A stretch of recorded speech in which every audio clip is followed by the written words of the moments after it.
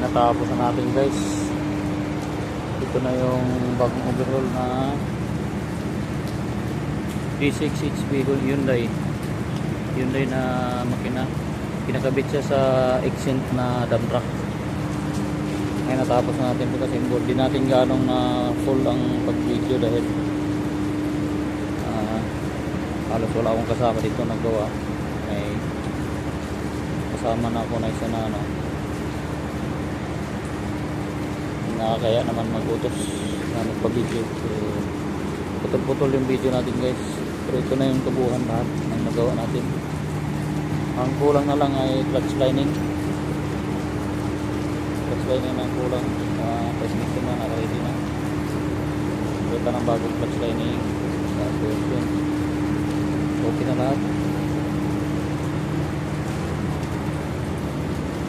Buo na siya guys, ikabit na lang ito sa dump truck na Accent na model. Yan guys,